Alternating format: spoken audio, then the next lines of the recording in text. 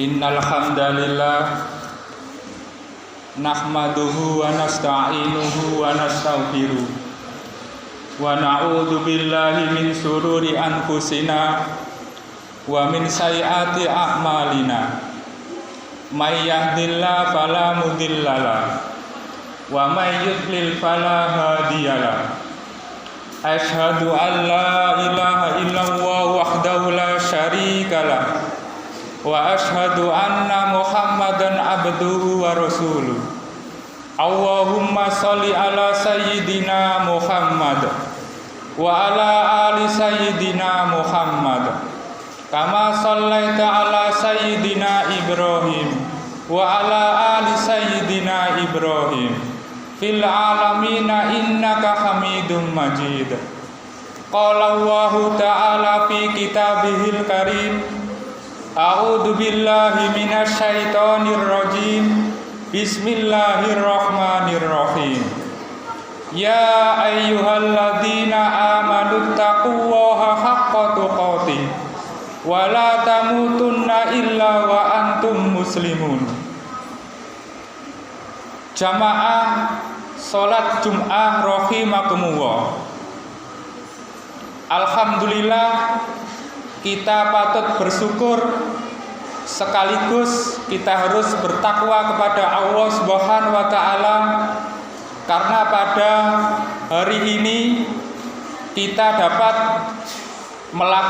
melaksanakan salah satu kewajiban sebagai orang Islam, yaitu sholat Jumat dengan berjamaah.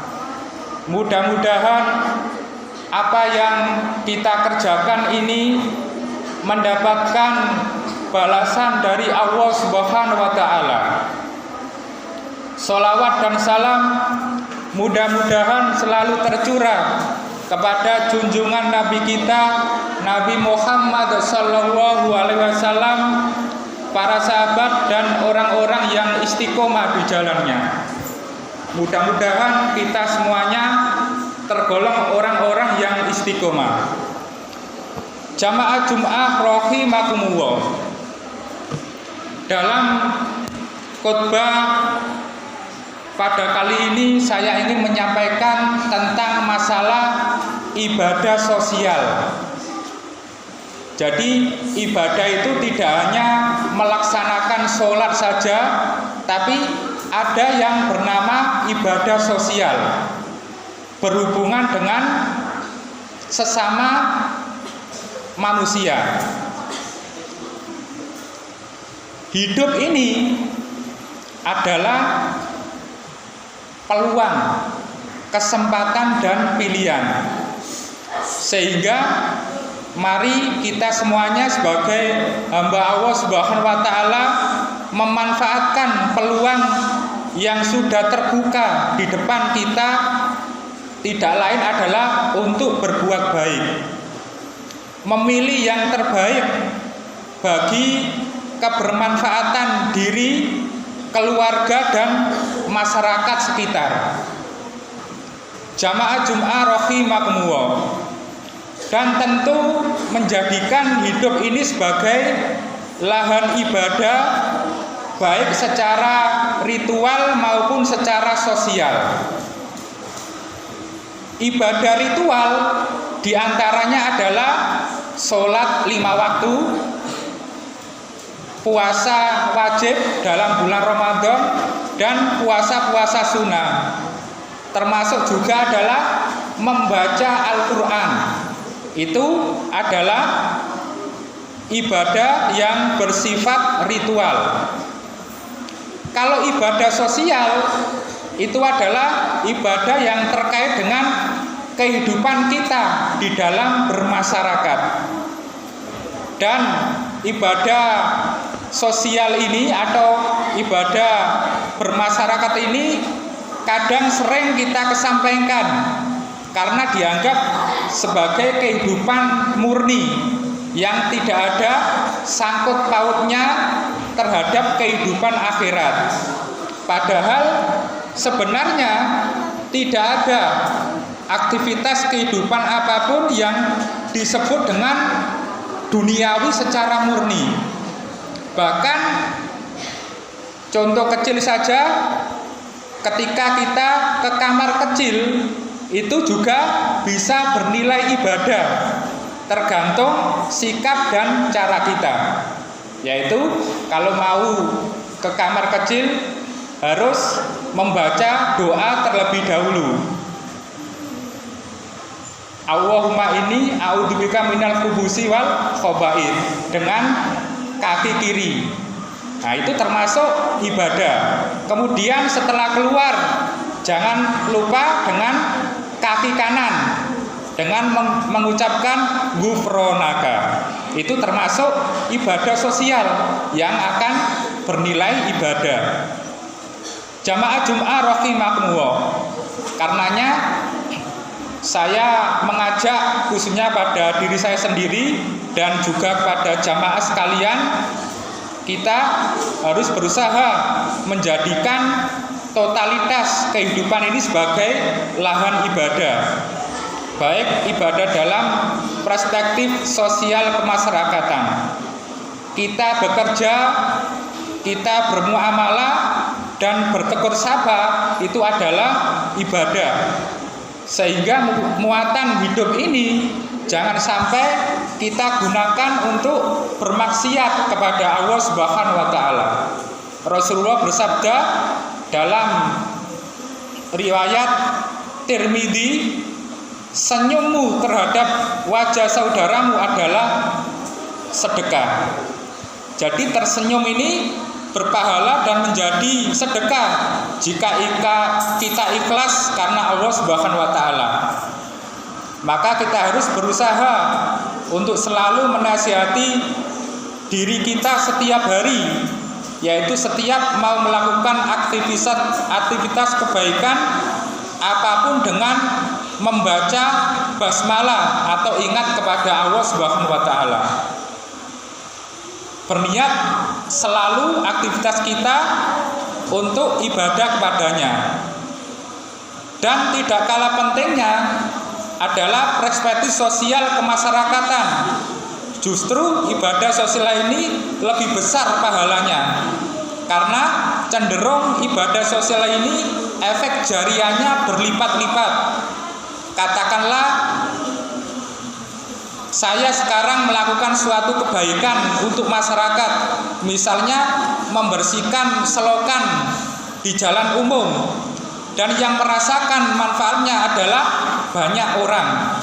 Inilah yang dinamakan ibadah jariah, bisa mengalir terus-menerus meskipun kita sudah meninggal dunia. Jadi yang disebut dengan amal jariah tidak hanya berupa harta, tapi segala perbuatan yang mengalir, yang efek positifnya sehingga mengalir pula pahalanya. Yang ini kadang jarang disadari oleh kita semuanya. Seolah-olah ibadah jariah itu hanya berupa uang kemudian dimasukkan ke dalam kotak masjid. Tidak, tapi semua perbuatan yang efek, manfaat dan pengaruh positifnya masih berlangsung. Inilah yang dimaksud dengan amal jariah dan termasuk ibadah yang luar biasa. Jamaah Jum'ah rahimakumullah. Rasulullah SAW pernah ditanya oleh salah seorang sahabat, "Ya Rasul, faktor apa yang paling utama menyebabkan orang itu masuk ke dalam surga?" Kemudian Rasulullah menjawab, "Bertakwa kepada Allah dan berakhlak yang baik terhadap sesama." Peduli terhadap sesama dan memperhatikan lingkungan, ini termasuk akhlak yang baik. Terkait dengan ibadah sosial, yang tidak kalah pentingnya lagi adalah ibadah itu bukan terkhusus untuk sesama kaum muslimin saja. Kalau namanya berbuat baik terkait ibadah sosial ini kepada siapapun. Ada orang non-muslim kelaparan, kemudian kita beri makan, itu termasuk pahala. Jangankan non-muslim, binatang bernama anjing saja yang sudah kehausan dan kelaparan wajib kita beri minum dan makan. Ada salah satu hadis Rasulullah yang menerangkan bahwa besok ada orang masuk surga bukan karena amal-amal ritualnya, amal sholatnya, amal puasanya, tapi karena pernah memberi minum anjing kehausan yang hampir mati. Rasulullah SAW bersabda dari Abu Hurairah, ketika seorang laki-laki sedang berjalan, dia merasakan kehausan yang sangat, lalu dia turun ke sumur dan minum.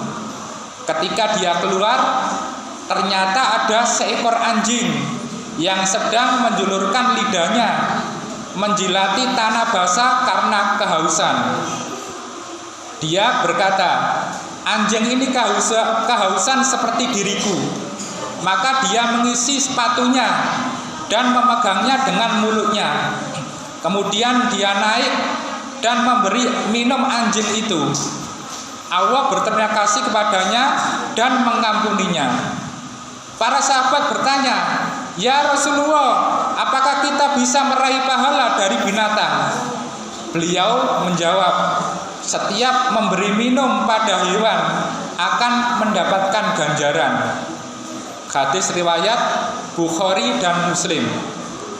Juga ada hadis Rasulullah yang menerangkan dalam hadis lain, ada seorang wanita pezina melihat seekor anjing di hari yang panasnya begitu terik.